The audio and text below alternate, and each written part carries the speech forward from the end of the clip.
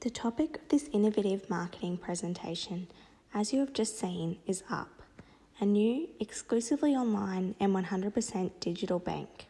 It all began in 2007 when Dominic Pym and Grant Thomas realised they both had a dream to use technology to help people. They recruited a team of engineers, designers and creatives and called themselves Ferocia.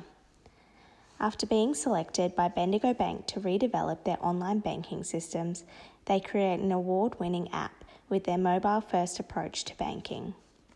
Inspired by their success, they asked themselves if they could make banking even easier for people. The answer? Up, yeah. Fast forward to 2016, and Up realised they had to work fast to design and develop their model of mobile banking technology due to the likelihood of Australia changing its banking regulations. But Up also needed a banking licence before it could get into people's hands. Having worked with them before, Up decided to approach Bendigo Bank, who agreed to become a partner, providing Up with the green light to launch and to become Australia's first real digital bank. It was 2018 when Up finally released their first product to Australia, a super-powered debit card. But while this tangible product supports Up Bank, the innovation is in the app they have developed. So how do I get the app? The Up Bank app is available to download from the Apple App Store or Google Play Store, and it takes no more than 3 minutes to set up an account. Up provides clarity with your transactions, displaying the retailer logo and the time and location of the purchase. Up automatically categorises your transactions and you can view them by month or by retailer to help track your spending habits.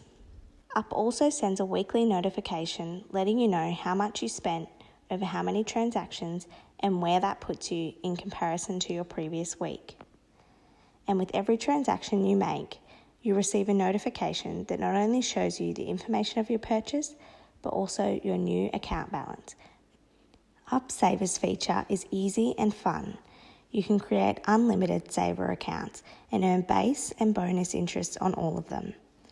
You can choose an emoji to represent your saver, set a goal, and can create a roundup, which rounds up your everyday transactions and sends the spare change to the saver of your choice, helping you reach savings goals unconsciously. You can also set up automatic money transfers both to and from your saver accounts.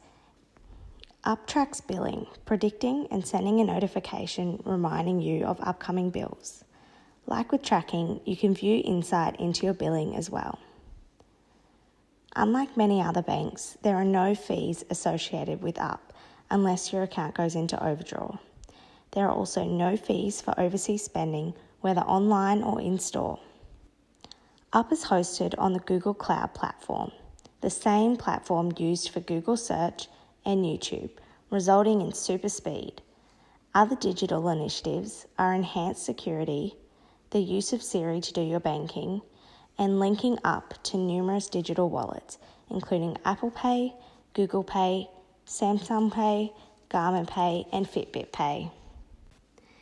These are some of the great features, but it brings me to the question, what exactly makes Up Bank innovative? Well, in comparison to the big banks, what sets Up Bank apart is technology. Up promotes the slogan, tech-led banking, not bank-led tech. Up's continuity of updating technology and delivering it to their customers is incomparable. While big banks may update their systems several times a year, Up is doing so several times a day. This is thanks to their world-class engineering team who can brainstorm and cost-effectively create new features fast by internally approaching automations, something that is out of reach for traditional banks. A typical bank, would release software once or twice a year, and a really good one might release software once a month, maybe once a month, once a fortnight if you're on like an app store release, because it takes 2 weeks lead time with Apple, for example. So that'd be sort of, I guess, typical. So to do that 5 times a day is our goal, and we're currently averaging 6. In February this year, we were doing 12 times a day. So it's like we're rapidly getting stuff out the door. But if we talk specifically about other digital banks, better known as neobanks, Multiple competitors have entered the Australian market and even more are set to. A few of these are 86400, Zinger and Volt. But what makes Up stand out above the rest of their competitors is its customer-centric approach. Lee and others, 2015, wrote about the effect of customer-centric structure on long-term financial performance. This table, extracted from their publication, shows that while there are bound to be uncontrollable environmental variables, there are those that are controllable, and UpBank has strength in doing this. Their in-app customer support feature, called Talk to Us, helps them navigate the ability to be customer-centric. They have a dedicated support team, and their average response time is 4 minutes. Through this feature, they can theorise new ideas with customers and provide fast, fulfilling support, resulting in optimal customer satisfaction. Having satisfied customers will result in high levels of positive word of mouth, customer loyalty, future revenues, and long-term growth. Up's Savers feature itself is innovative.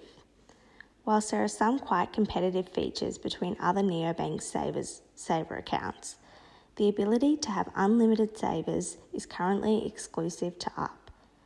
Additional evidence of Up's innovation is that they identify consumers' unsought needs, and their newest introduction to the Savers feature exemplifies this.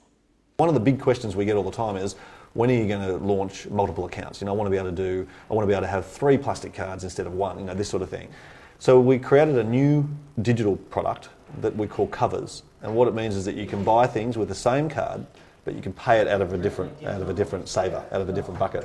It also means that if you have no money in your transactional account, so you put all your money into your savers, then you earn the interest on your savers, and then when you go to the cash register and you go to pay for something, we automatically transfer it from the appropriate saver for you. So when we created that product, the Covers product, which has been announced on the spring tree but hasn't been released yet, people went, like it's one of those moments where we're actually innovating. We're not just issuing new financial product, we're not just going to issue new cards, or we're not just going to issue a new type of account. We're actually creating a new product that doesn't exist anywhere in the world.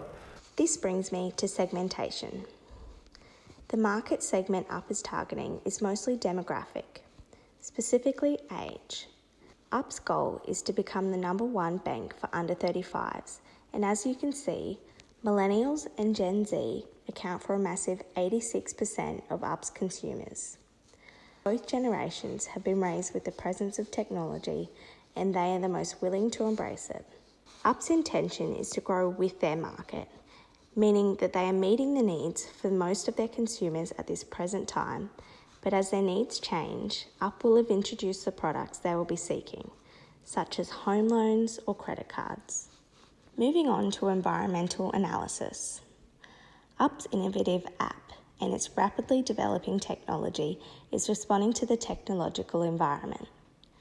The consumer's desire for constant connectivity is intensifying, and the adoption of technology in both business and personal use is steadily rising. The Australian Bureau of Statistics predicts that the IT and telecommunications adoption index is expected to rise by 1.5% in 2019 to 20, and then continue to rise by a compound annual rate of 1% over the following 5 years.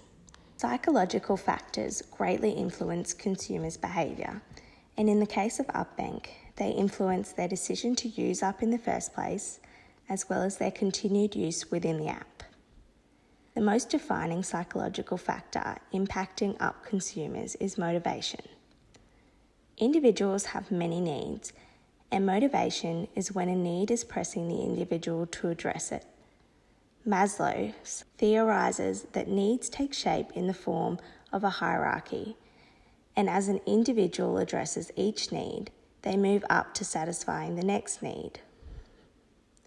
Here I have created an adapted version of Maslow's hierarchy, identifying the needs of an Up consumer. In this instance, there is no physiological need pertaining to biology as such. However, I suppose banking is a basic need of living today. Money is precious, and the consumer needs to know that their banking is secure. A sense of belonging to the Up community, and the esteem and self-actualisation needs are fulfilled through the app's features, specifically the Savers feature, where consumers can physically see their goal and their progress towards it. If a consumer finds, as they go through this process, that their needs are not being met, they may look for an alternative way to fulfill them. So Up will need to continue to interpret the needs of their consumers and deliver on them. Up have built a strong brand using all 4 major brand strategies. Up have positioned their brand in the minds of their consumers as a customer-centric company, promoting the user experience and using their brand name to describe the direction banking is going within their brand. Their brand name was well thought and is easy to pronounce, recognise and remember, and Up have gone to huge financial lengths to protect their brand name. Up is a partnership, or is co-branded, between the Bendigo Bank and Adelaide Bank and Ferocia. The partnership means that Bendigo Bank and Adelaide Bank bring to the table a reputable banking brand and the licensing to sell financial products, and Ferocia are the masterminds behind the workings of Up. Up are continuously developing their brand by extending their line of financial products and have huge plans for the future of banking. The future is looking up.